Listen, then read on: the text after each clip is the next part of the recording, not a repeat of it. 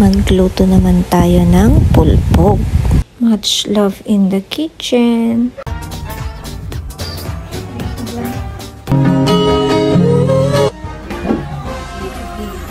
Unahin natin ang bawang na isasahog natin dito sa mga karne.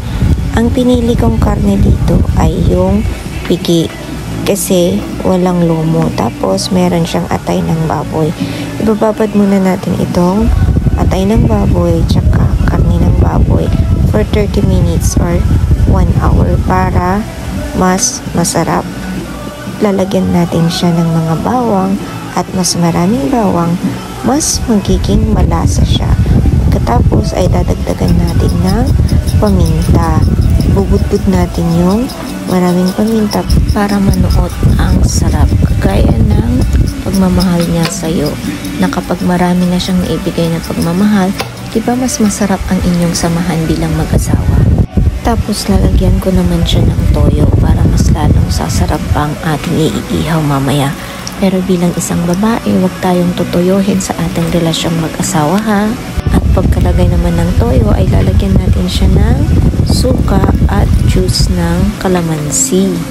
Yung kalahating juice ay gagamitin natin mamaya. At pagkatapos nga ng isang oras ay nag-ihaw na ako.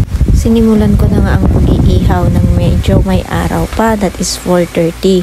At padilim na nga nung natapos 7:30 na. Kasi gumamit ako ng balikan. Mas masarap kasi ang luto niya at ihaw niya. Kaya naman, late na ako natapos. At binilisan ko na nga ang paghihiwa ng aking mga atay at karne ng baboy. Bali, ang niluto ko pala dito ay 3/4 na karne ng baboy at 1/4 na atay. Kung mapapansin niyo siya, habang ako ay naghihiwa, tinatanggal ko yung mga gilid-gilid niya. Kasi nasobrahan ng pagkaihaw. Pero hindi naman yan masasayang kasi kung mapapansin nyo, yung aking 3 fur babies ay nag-aantay na sa baba para sa kanilang share. Lalo na yung liver, gustong gusto kasi nila, pero careful lang kasi kailangan konti lang na liver ang ibigay sa kanila. At ito na nga, iminekos-mekos ko na ang na-slice na inihaw ko sa kalamansi at suka.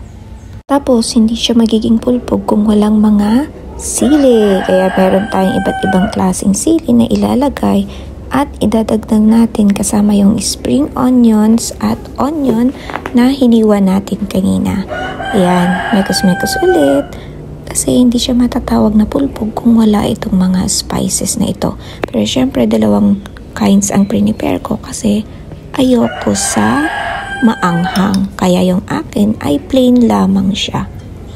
At tayo na at tikman na natin ang aking niluto.